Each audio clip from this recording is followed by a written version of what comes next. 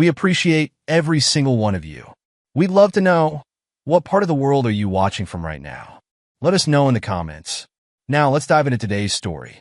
Chapter 1, Shattered Trust. Tom Sullivan gripped the steering wheel of his truck, knuckles white as he pulled into the Red Door Bar and Grill's parking lot. The text from Rebecca glowed on his phone. Working late tonight.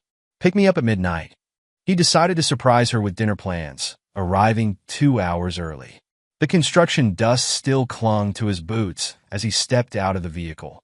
12 hours overseeing the children's hospital renovation had left him exhausted, but he'd pushed through, determined to make time for his wife.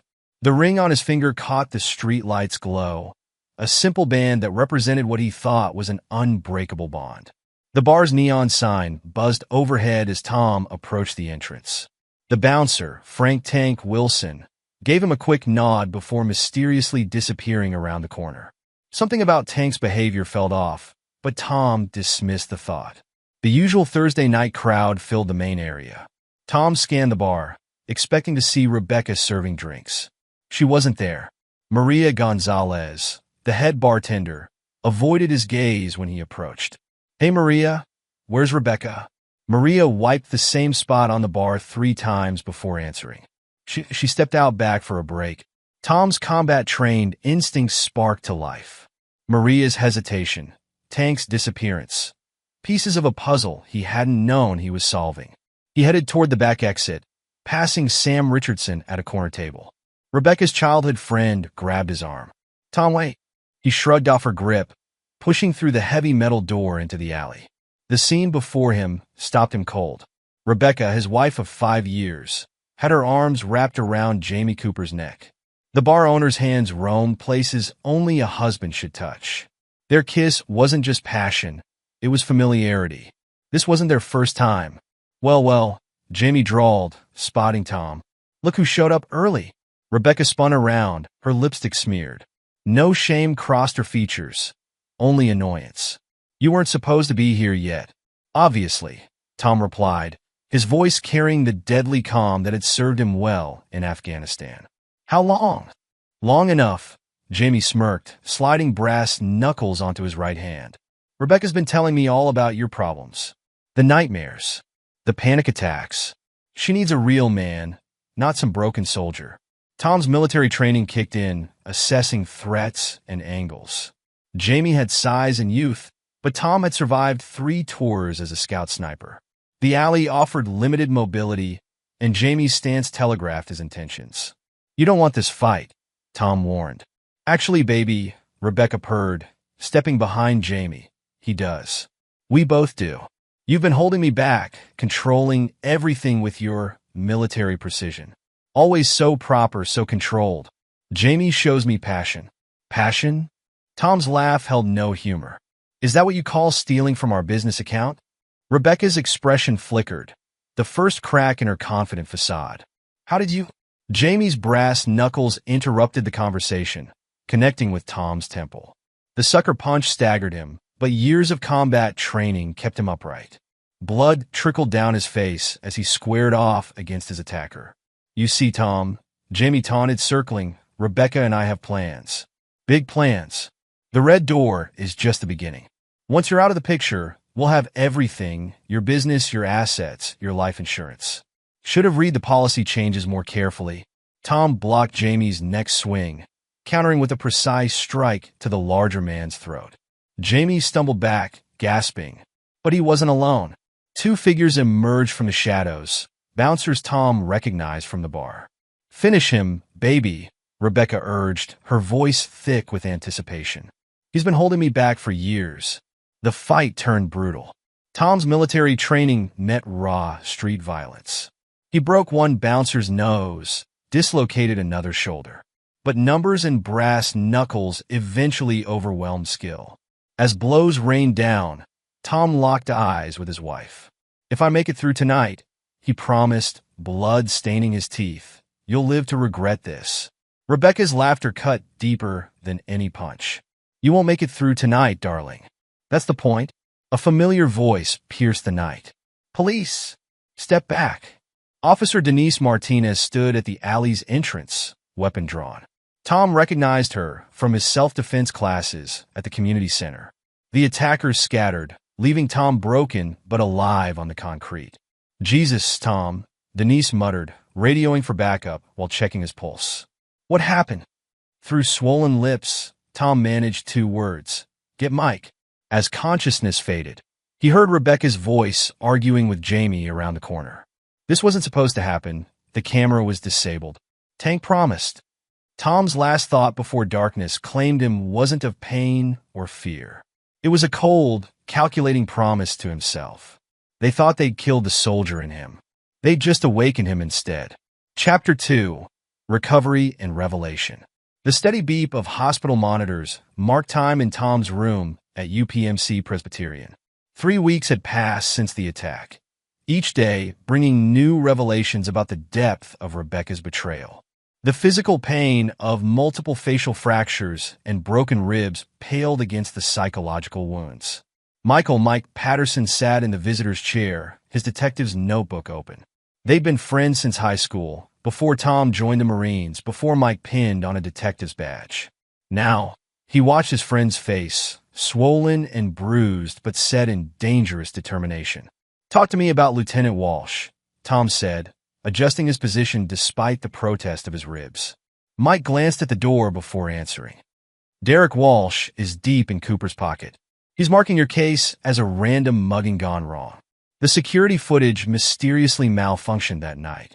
Convenient. There's more." Mike leaned forward, voice low. "I've been digging into Cooper's past. 3 ex-wives, Tom. Each one signed over their assets before the divorce. Sound familiar?" Tom's sister Rachel, who'd flown in from Boston Law School, entered with a stack of financial documents. Her heels clicked against the floor as she approached the bed. "It gets worse," she announced, spreading papers across Tom's meal tray. "Rebecca's been bleeding the business account dry. Small transfers, just under the notification threshold. Look at the dates and amounts." Tom studied the numbers, his tactical mind already forming patterns. "Where did the money go?" "Into the red door," Mike answered. "She's been buying into Cooper's business, piece by piece. They've been planning this for months, brother. If you had died that night, she'd have inherited everything," Tom finished. "The business, the life insurance, all of it."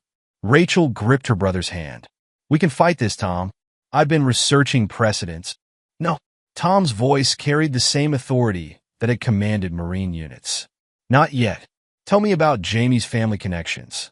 Mike exchanged glances with Rachel before continuing. "The Coopers are old money in Pittsburgh. 12 establishments across Pennsylvania, all legitimate on paper. Jamie's father, Richard Cooper, runs the empire. Word is he's not happy with Jamie's lifestyle choices." A knock interrupted them. Anna Martinez, Officer Denise Martinez's sister, entered with Tom's medication. Unlike other nurses who treated him with clinical detachment or pity, Anna's eyes held understanding. She'd survived her own battles. "Your wife's here," Anna announced quietly. "Want me to tell her you're resting?" "No." Tom's face hardened. "Let her in." "Mike, Rachel, give us a minute." Rebecca entered as the others left, designer purse clutched like a shield. Her perfect makeup couldn't hide the calculation in her eyes as she assessed Tom's condition. "You look terrible," she offered. Brass knuckles tend to do that. She perched on the edge of the visitor's chair, maintaining distance. "The police say it was a random attack. Such a dangerous neighborhood. That alley." "Cut the act, Rebecca." Tom's voice could have frozen flame. "We both know what happened. What I want to know is why." "Why?" She laughed, the sound brittle. "Because you came back from war broken. Because you buried yourself in work and control. Because Jamie makes me feel alive. And the money? Our business account?" Rebecca's smile turned cruel. "Insurance. Women need security, Tom. Jamie understands that. He has plans, vision. All you have is your rigid military discipline and your pathetic little construction company." "Had," Tom corrected. "Past tense. You've made sure of that." "I'm filing for divorce," she announced, standing. "My lawyer says I'm entitled to half of everything. Consider it payment for dealing with your PTSD episodes all these years." Tom watched her straighten her expensive blouse, bought with his money, he now realized. "You should have killed me in that alley, Rebecca. It would have been cleaner." "There's still time." She reached the door, pausing. Jamie has friends everywhere, Tom. Accidents happen. Take the divorce settlement and disappear. It's your best option. After she left, Anna returned to check his vitals. She found Tom staring at the ceiling, his expression unreadable. I know that look, she said softly. I saw it in the mirror after I left my ex-husband. You're planning something. Your sister, Tom replied. She saved my life that night. Why was she there? Denise patrols that area regularly since he started teaching self-defense classes at the center. Anna adjusted his four. The community looks out for its protectors, Tom. Remember that. Mike and Rachel returned, finding Tom sitting straighter despite his injuries. She threatened me. He informed them, using Jamie's connections as leverage. Rachel began pacing. We can use that in court. No courts. Tom's decision was final. They have a system rigged. We do this my way. Your way. Mike raised an eyebrow. The Marine way? The smart way? Tom's military training showed in his precise words. Rebecca and Jamie think they're playing chess, but they've never seen real strategy, real warfare. They expect me to break. Instead, I'm going to take everything, legally, methodically, completely. You'll need help, Rachel pointed out. I'll need information first. Tom turned to Mike. Everything you can find on the Cooper family. Their businesses, their weaknesses, their secrets. Especially Richard Cooper. What about Rebecca? Anna asked from the doorway. Tom's expression would have terrified his enemies in Afghanistan. Rebecca wants to play games with a scout sniper? Fine. She just started a war. She doesn't know how to fight. The room fell silent as they absorbed his words. Outside, Pittsburgh's night life continued, unaware that a highly trained Marine was planning a campaign more precise than any military operation. Rebecca and Jamie had tried to destroy Tom Sullivan, the husband. They were about to meet Tom Sullivan, the warrior. Chapter 3. The First Move. Catherine Kate Walsh's office embodied its owner's personality, elegant, expensive, and armed for bear. Law degrees and courtroom victories covered the walls like battle trophies. Tom sat across from her desk, still bearing the marks of his hospital stay, but radiating contained power. Your wife tried to have you killed, Kate stated, reviewing the case files. We can't prove it in criminal court, but there are other battlefields. I'm familiar with alternative warfare, Tom replied. That's why I'm here. Kate's lips curved. As Lieutenant Walsh's estranged sister, she knew exactly how corruption worked in Pittsburgh. Your wife's divorce filing is aggressive. She wants half of everything, claiming your PTSD made you an absent husband. She helped me start the construction company, Tom acknowledged. Used that to justify accessing the accounts. Smart play on her part. Kate pulled out another document, but not smart enough. I had my investigator look into Jamie Cooper's pattern. 3 ex-wives, all following the same script. Seduce, isolate, drain assets, discard. Tom leaned forward despite his healing ribs. Tell me about the exes. First was Sarah Mitchell, 2015. Owned a successful catering business. Jamie convinced her to invest in his first solo venture. She lost everything in the divorce. Second was Diana Chun, 2018. Real estate agent. Same pattern. Third was Michelle Rodriguez, 2020. Personal trainer. Notice any similarities? Successful women with liquid assets, Tom analyzed. Professional skills that could benefit his business. Like Rebecca's accounting background. Exactly. Kate's smile turned predatory. But here's where it gets interesting. All 3 signed remarkably similar divorce agreements. Almost like they were coerced, Tom finished. Jamie's police connections. My dear brother's fingerprints are all over the Rodriguez case. Kate's voice held old anger. Derek thinks his badge makes him untouchable. Family dinner conversations are tense. Tom absorbed this information, adding it to his mental strategy map. What about Jamie's father? Richard Cooper? Kate pulled up another file. Old school businessman. Built Cooper Hospitality Group from one bar into a regional empire. Catholic traditional, big on family legacy. And terminally ill, according to my sources. Terminal? This was new information. Timeline? Doctors give him 2 years maximum. Jamie stands to inherit everything. Kate studied Tom's expression. unless something changes the old man's mind about his son's character. Tom's phone buzzed, a text from David Rodriguez, his Marine Corps intelligence contact. "Excuse me," he said, reading the message. "My source found something interesting about the Red Doors head bouncer. Tank Wilson?" Kate made a note. "The one who disabled the security camera? Apparently, Tank has a gambling problem. Owes money to some dangerous people." Tom's expression shifted subtly. People who might be willing to sell his debt to the right buyer. Kate set down her pen. "You're not thinking of simple divorce strategy, are you? This is about dismantling Jamie's entire operation. Jamie and Rebecca try to kill me and take everything I built." Tom's voice carried the cold precision of a sniper selecting a target. "I'm going to return the favor. Legally. Completely. Using their own methods against them. It won't be cheap," Kate warned. "Or quick. I have resources they don't know about. And time." Tom stood, controlling his wince at the movement. "Rebecca thinks she married a simple construction worker with PTSD. She forgot what I did in the Marines. And what was that exactly? I specialized in removing threats. Precisely. Permanently. Legally." Tom reached for the door. Rebecca and Jamie wanted to play predator. They never considered they might be hunting something higher up the food chain. Kate's laugh followed him out. "This is going to be entertaining." "Oh, and Tom? The bartender you mentioned, Maria Gonzalez? Have her call my office. Sexual harassment claims are a specialty of mine." Tom nodded, already planning his next move. In the elevator, he called David Rodriguez. "Buy Tank Wilson's debt," he instructed. "All of it. And David? Make sure he knows who owns it now." The pieces were falling into place. Rebecca thought she'd wounded him. Jamie thought he'd broken him. They were about to learn the difference between a husband's anger and a warrior's vengeance. Tom Sullivan hadn't survived 3 tours by being predictable. The war had begun, and this time, Tom had chosen the battlefield. Chapter 4. Building the Board. Philadelphia's business records showed Thomas Sullivan had relocated his construction business out of state. Rebecca and Jamie celebrated at the Red Door, champagne flowing as they toasted their victory.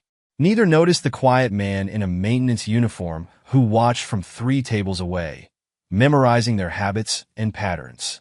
Tom's small apartment, 3 blocks from the Red Door, bore little resemblance to the home he'd once shared with Rebecca. A wall of surveillance photos and documents covered one room, each connection marked. He'd learned in Afghanistan that intelligence gathering preceded any successful operation. His burner phone buzzed, Mike Patterson calling from his secure line. Richard Cooper's medical records came through, Mike reported. Stage 4 pancreatic cancer. Doctors give him 18 months tops. After that, Jamie inherits the whole Cooper empire. Unless we change the old man's mind about his son. Tom studied a photo of Richard Cooper leaving Sunday Mass. "How's our friend Tank Wilson doing?" "Desperate. Bookies are threatening his family. He'll crack soon." Tom checked another phone, this one dedicated to his Marine Corps network. David Rodriguez had assembled a team of former squadron mates, now working in private security and corporate investigation. They monitored the Red Door 24/7, documenting each violation and indiscretion. The door clicked open. Anna Martinez entered, still in her nurse's scrubs from her hospital shift. Their relationship had evolved from caregiver to confidant, her own experience with betrayal giving her unique insight into Tom's campaign. Maria Gonzalez called. She announced, setting down her bag.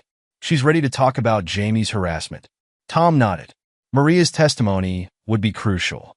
"Get her in touch with Kate Walsh. We need everything documented properly." Rebecca's been promoted to general manager, Anna added, her voice tight with disgust. "She's already making enemies among the staff. 3 bartenders quit last week." "Perfect." Tom pulled up surveillance photos, showing Jamie entering the Red Doors office after hours. Disgruntled employees make excellent witnesses.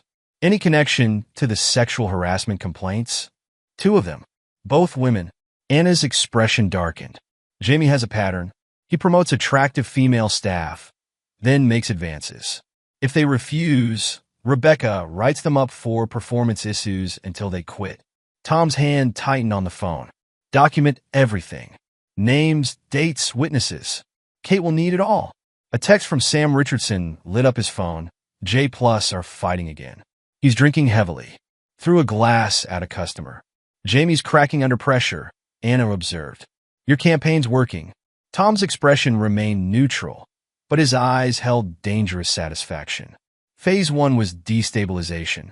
Make them paranoid, off balance. Now we start dismantling their support structure. He pulled up an email from Kate Walsh detailing their legal strategy. Small claims, health code violations, noise complaints, death by 1,000 cuts. Each investigation cost money and credibility. What about Rebecca? Anna asked softly. She chose her side.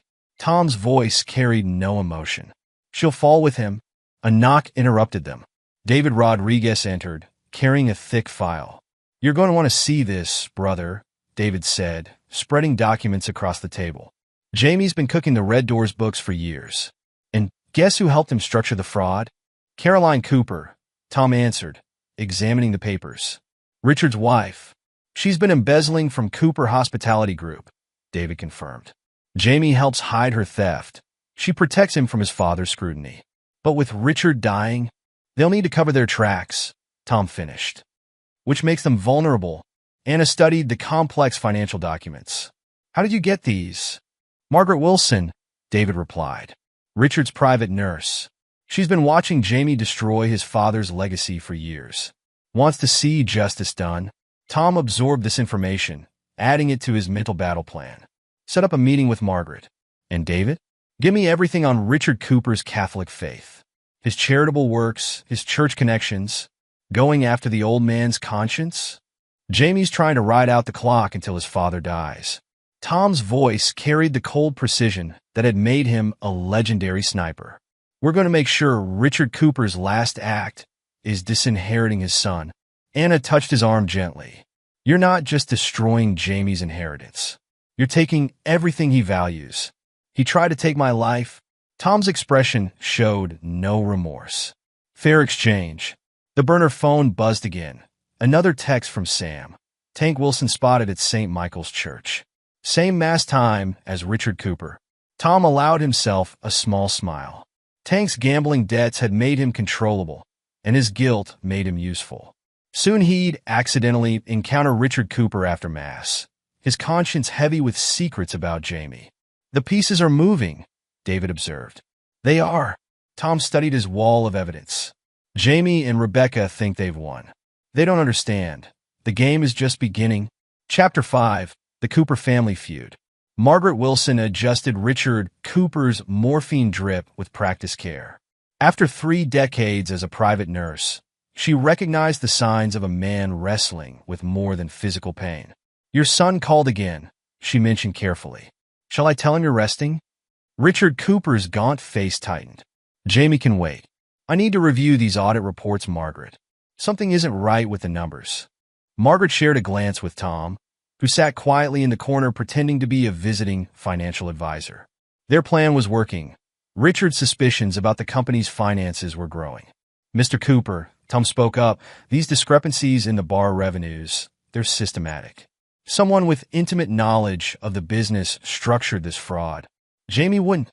Richard's protests sounded weak even to his own ears. Caroline handles most of the books now. Your wife and son seem quite close, Tom observed neutrally. Richard's expression darkened. Too close sometimes.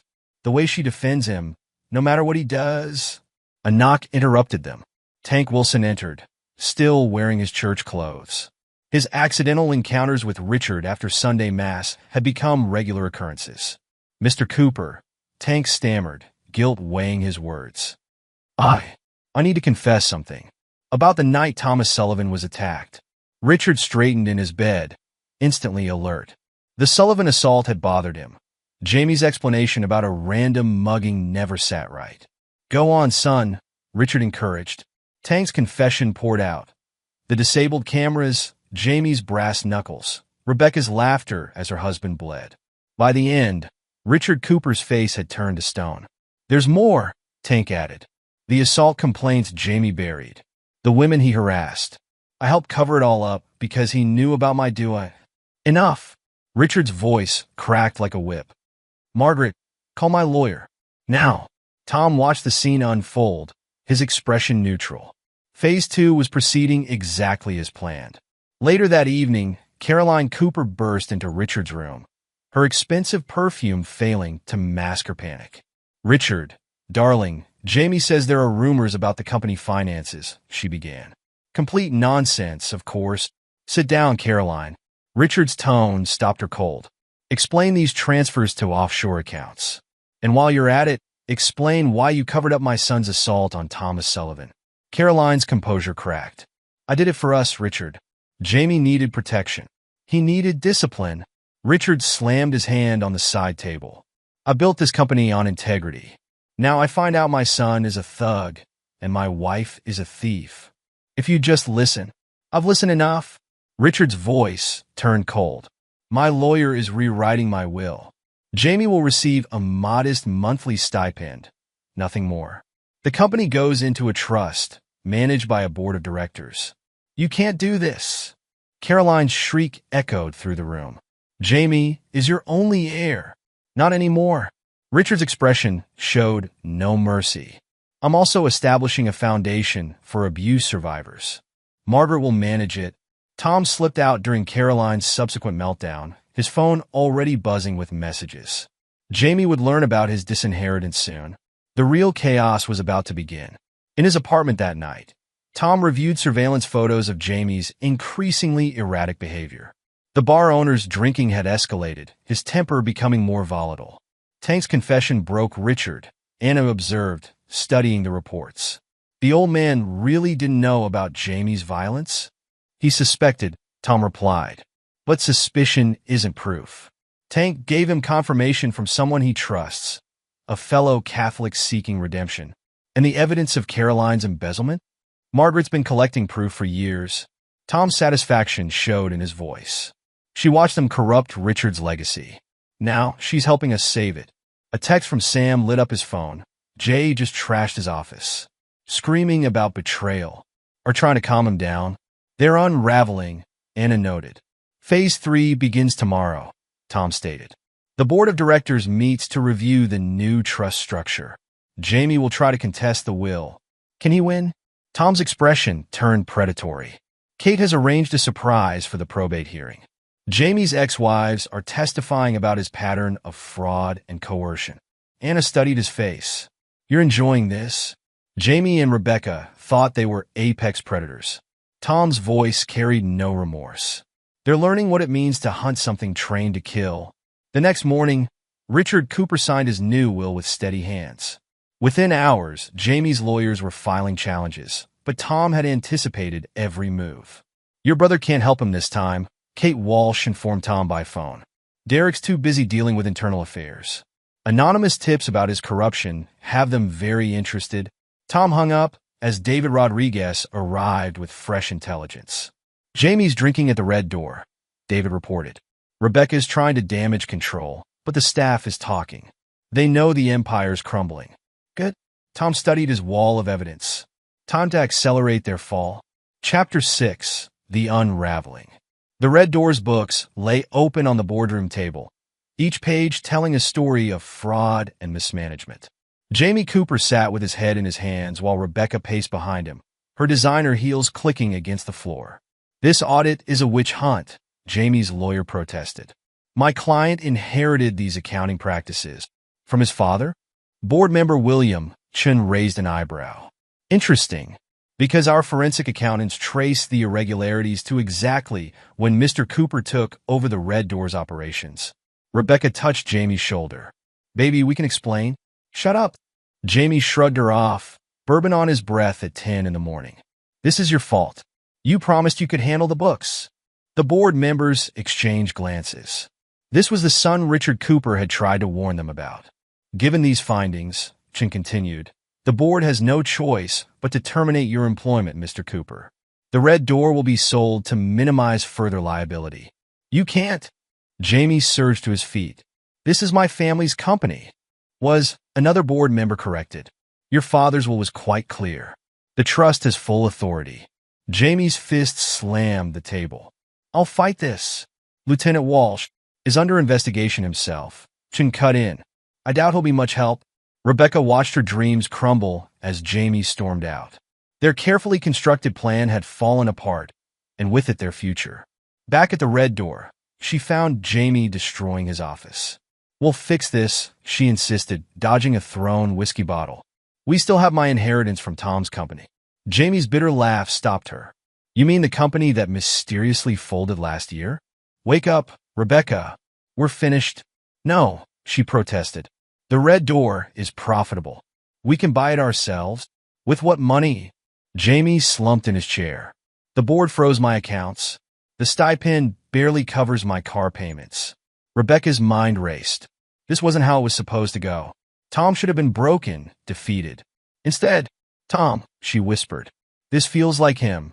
"Your ex?" Jamie scoffed. "He's in Philadelphia, remember? This is my father's doing. And Caroline's betrayal." But Rebecca remembered Tom's promise that night in the alley. The cold in his voice.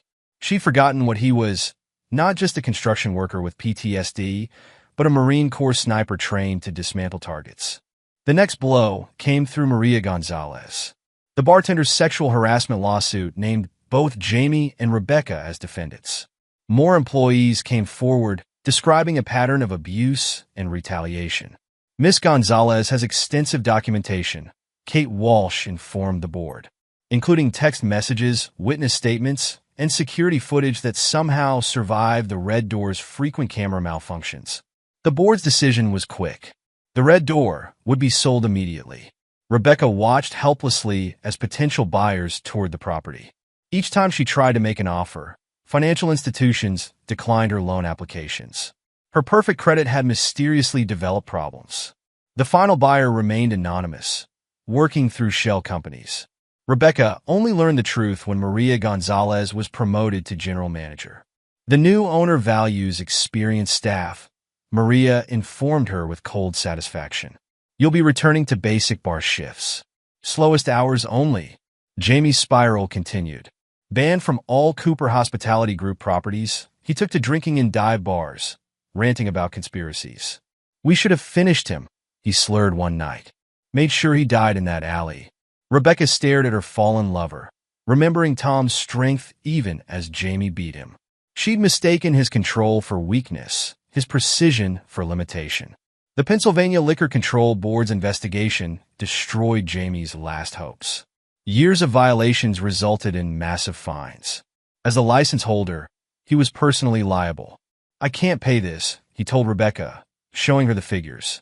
"I'm ruined." She looked around their apartment. Once luxury, now all they could afford. "We'll survive. We still have each other."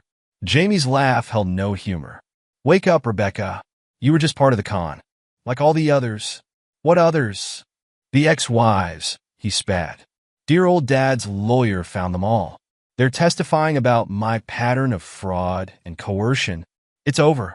Rebecca watched him pack a bag that night, knowing he wouldn't return.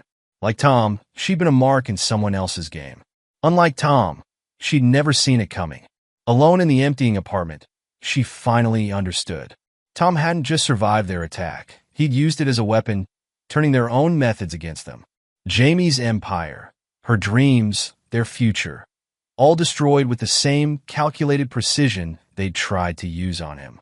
The Red Door sign came down the next day. Rebecca stood across the street, watching workers prepare for renovation. The new name was already painted on the windows, Sullivan's. Chapter 7, The Return. 3 years had transformed the Red Door into Sullivan's. The renovation crews had finished their work, replacing the grime of corruption with clean lines and professional management. Tom adjusted his tie as he approached the entrance, timing his arrival precisely. Rebecca stood behind the bar, relegated to the slowest shift of the day. Her designer clothes had been replaced by a standard black uniform, her manicured nails chipped from hauling ice bins. She froze when Tom entered, recognition hitting her like a physical blow. "Table for two," Tom stated, his voice carrying across the hushed room. Maria Gonzalez, now the general manager, approached with professional courtesy. "Mr. Sullivan, your usual booth is ready." Rebecca's hands trembled as she arranged bottles, aware of Tom's presence like a sniper's laser sight between her shoulder blades. 3 years of questions crystallized into sudden understanding. The anonymous buyer, the strategic demolition of Jamie's life, the calculated mercy of keeping her employed. "You're looking well," Tom said as he reached the bar, his tone conversational. "Better than Jamie, from what I hear. How is he enjoying life in his car?" The glass Rebecca held nearly slipped from her grip. "You did all this? How?" "I made a promise that night, Rebecca." Tom's words carried the weight of inevitability. "Unlike you, I keep my promises." Memories of that alley crashed through Rebecca's mind. Her laughter as Jamie's brass knuckles connected, her cruel dismissal of Tom's pain. She'd thought him weak then, bound by morality and law. She hadn't recognized the tactical assessment in his eyes, the strategic mind planning even as blood poured from his wounds. Sam Richardson watched from the yoga studio stairs, her own guilt a familiar companion. She'd chosen loyalty to Rebecca over warning Tom, a decision that haunted her throughout his campaign of revenge. Now she taught classes in the renovated upper floor, each session a reminder of choices and consequences. "Your usual drink, sir?" Rebecca managed, her voice barely steady. "Scotch, neat. And whatever Anna's having when she arrives." The mention of his new relationship twisted in Rebecca's gut. Anna Martinez had everything Rebecca had thrown away. Tom's trust, his protection, his calculated precision turned to building rather than destroying. Other staff members watched the interaction, those who knew the full story sharing knowing looks. They'd seen Rebecca's fall from general manager to basic bartender, watched her dreams of ownership shatter against Tom's implacable revenge. "I never thought," Rebecca started. "That's your problem." Tom cut her off. "You never thought beyond the immediate goal. 3 years of planning, Rebecca. 3 years of watching you and Jamie celebrate your victory while I dismantled everything you built. The business account transfers? Traced and documented. Jamie's fraud? Exposed. The Cooper family empire? Restructured. Lieutenant Walsh's protection? Neutralized." Tom's voice carried no emotion, just facts delivered. "You taught me about betrayal, Rebecca. I taught you about consequences." Rebecca gripped the bar for support as the magnitude of Tom's revenge became clear. "You destroyed everything." "No," Tom corrected. "I let you destroy yourselves. I just made sure there was nowhere to hide, no one to protect you, no escape from the weight of your choices." The door opened as Anna Martinez entered, her scrubs exchanged for elegant evening wear. She kissed Tom's cheek, the casual intimacy a stark contrast to Rebecca's isolation. "Your drinks, sir," Rebecca managed, placing them with shaking hands. Tom watched her retreat, no triumph in his expression. He'd promised consequences that night in the alley. Promises made in blood required repayment in full. Chapter 8, Justice Served. Mike Patterson savored the weight of handcuffs in his pocket as he approached Jamie Cooper's last refuge, a cheap motel on Pittsburgh's outskirts. 3 years of watching his best friend execute the perfect revenge had taught him patience. "Police! Open up!" Jamie's disheveled face appeared as the door cracked open. The former bar owner had traded tailored suits for worn jeans, his confident swagger replaced by desperate paranoia. "What now?" Jamie demanded. "Haven't you people taken enough?" Mike held up a warrant. "James Cooper, you're under arrest for investment fraud, tax evasion, and conspiracy to commit attempted murder." "Attempted? What are you talking about?" "The night you tried to kill Thomas Sullivan." Mike's satisfaction showed as he continued.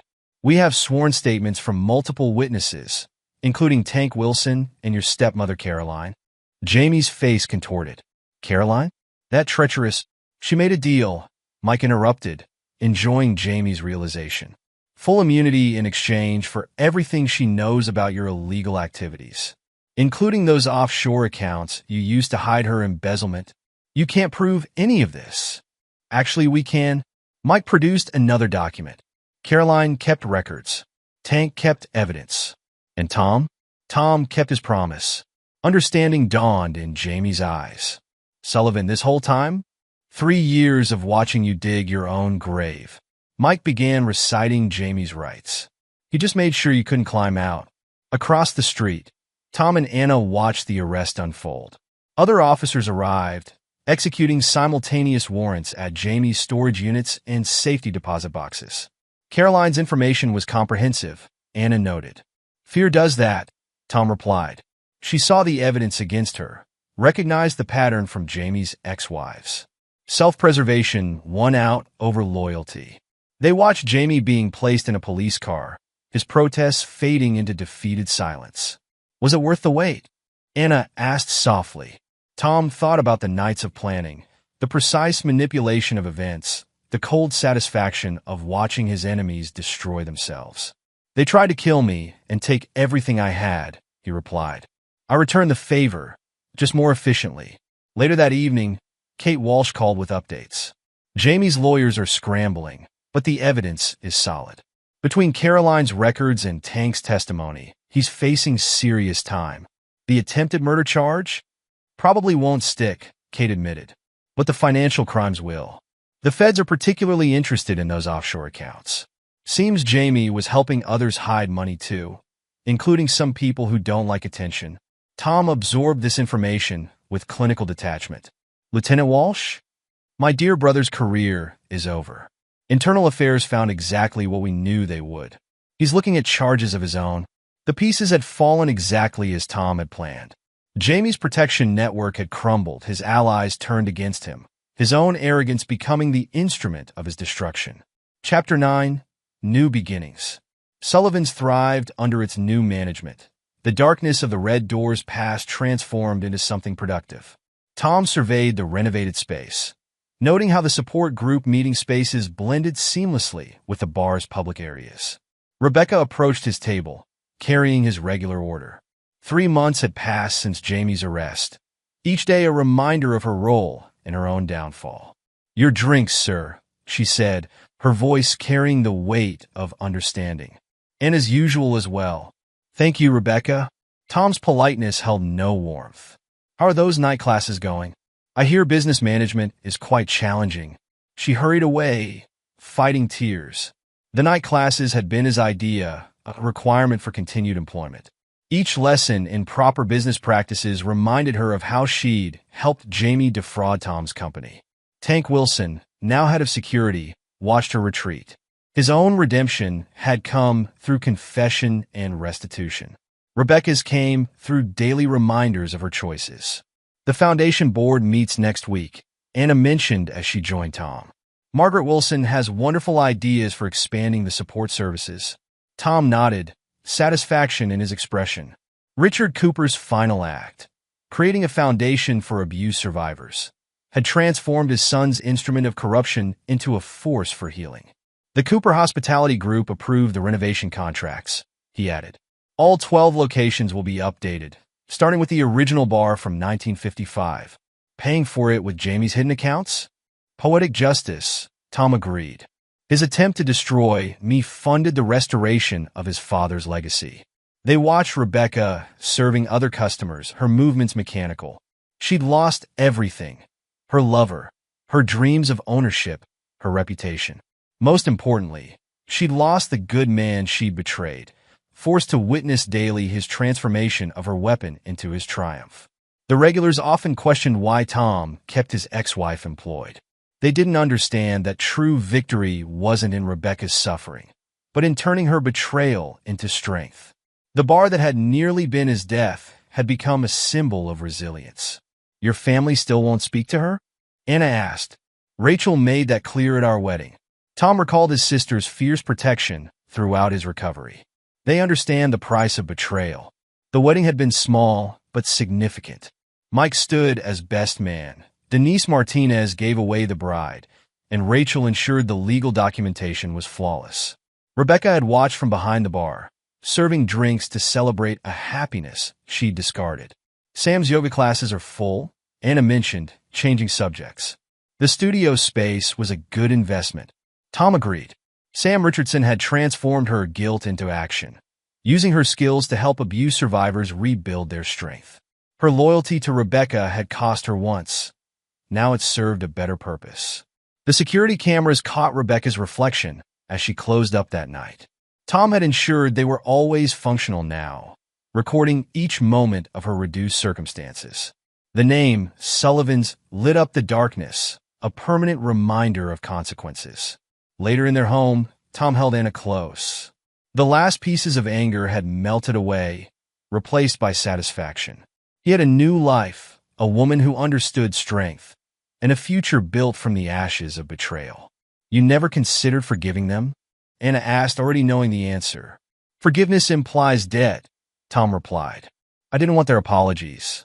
I wanted justice. Sometimes justice means ensuring people face the full weight of their choices. The regulars at Sullivan's might wonder about their owner's motives, but Tom understood the power of persistent consequences. Rebecca's punishment wasn't the loss of money or status, but the daily reminder of the strength she'd mistaken for weakness. As Pittsburgh's nightlife pulsed around them, Tom and Anna planned their future. The bar that had almost ended his life now funded programs helping others rebuild theirs. Sometimes, he mused, the best revenge isn't just destroying your enemies. It's using their weapons to forge something stronger.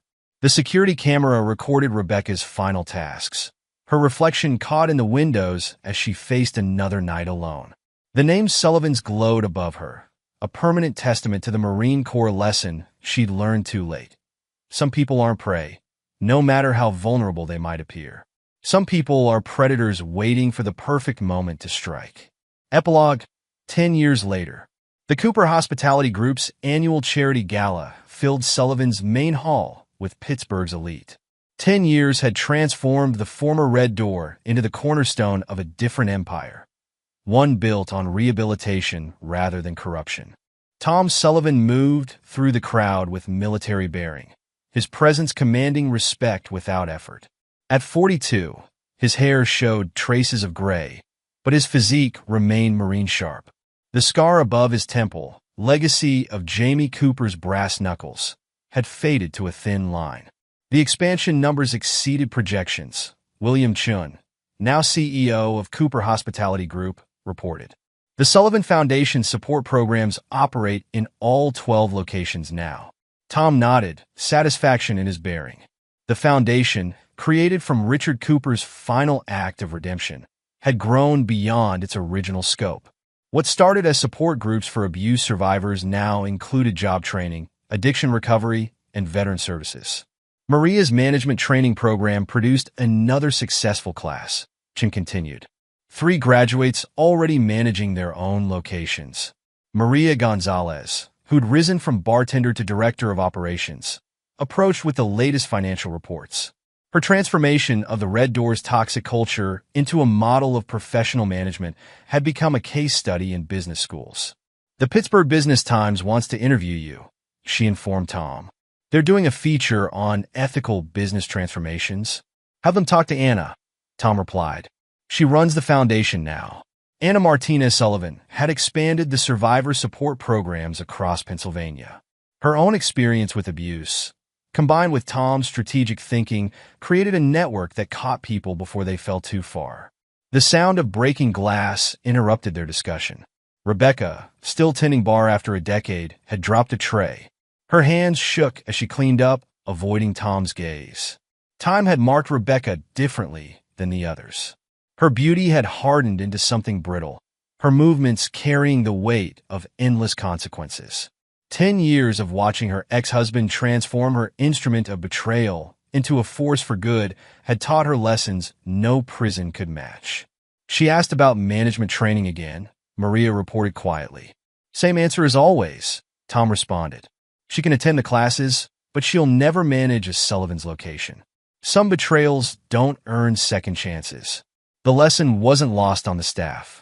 Tom's ruthless streak, once demonstrated in his 3-year revenge campaign, now showed in his absolute standards. Redemption was possible, but trust once broken stayed broken. Across the room, Sam Richardson's yoga studio had expanded to occupy the entire second floor. Her classes, specially designed for trauma survivors, had a 6-month waiting list. The guilt of staying silent about Rebecca's betrayal had transformed into a mission to help others find their voice. The Veterans Program needs more space, Sam mentioned as she joined them. Mike's police contacts keep sending new referrals. Michael Patterson had risen to police commissioner, his reputation for absolute integrity built on the ruins of Lieutenant Walsh's corruption.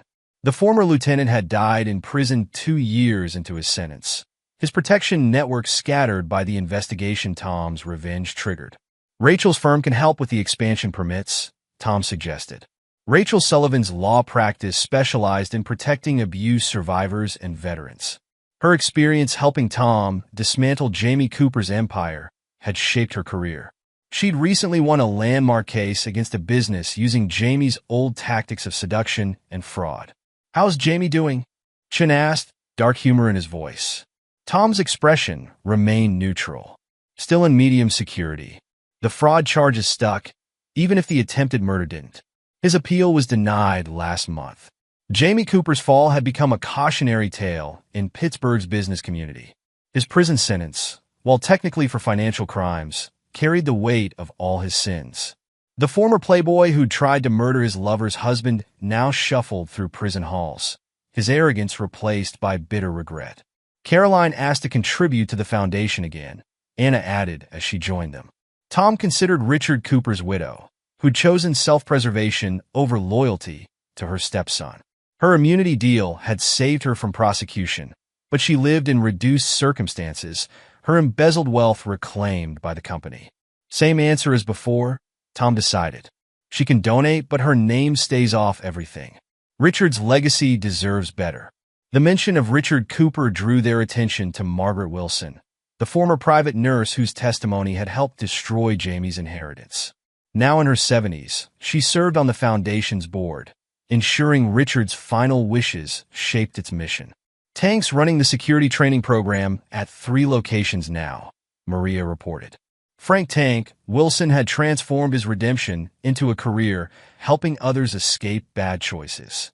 His confession in Richard Cooper's hospital room had started Jamie's downfall. Now he trained security staff to protect the vulnerable rather than enable abuse. The gala continued around them, Pittsburgh's elite mixing with program graduates and success stories. Tom watched it all with the same tactical assessment that had guided his revenge, measuring angles, evaluating outcomes, ensuring mission success. "The new manager at the original Cooper location is doing well," Chen mentioned. "Interesting choice, hiring Jamie's first ex-wife." Sarah Mitchell, Jamie's earliest victim, had rebuilt her catering business through the foundation's programs. Now, she managed the very bar where Jamie had started his pattern of seduction and fraud. Her success represented everything Jamie had tried to destroy. The documentary crew finished filming yesterday, Anna added. "They're calling it Sullivan's Law, breaking the cycle of abuse in the service industry." Tom nodded, remembering the interview they'd wanted. He'd given them 10 minutes of cold facts, his military service, the attack, his calculated revenge. The producer called his lack of emotion chilling. Tom called it precision. The night wound down, staff efficient in their closing routine. Rebecca moved through her tasks, the weight of a decade's consequences visible in her posture. She'd asked once, 5 years in, why Tom kept her employed. "Because watching you serve drinks in my bar hurts more than prison would," he'd replied. "Because seeing your dreams die slowly teaches more than a quick execution. Because you thought 3 years of helping me through PTSD made me weak. Now you have 10 years of seeing exactly what I am." Now she lived in a small apartment 3 blocks away, her attempts to find other work mysteriously failing. The service industry network Anna had built served multiple purposes, helping survivors and ensuring betrayers face persistent consequences. Tom's construction company, reorganized under new management, had grown into a major contractor. Their specialty became renovating distressed properties into community service centers.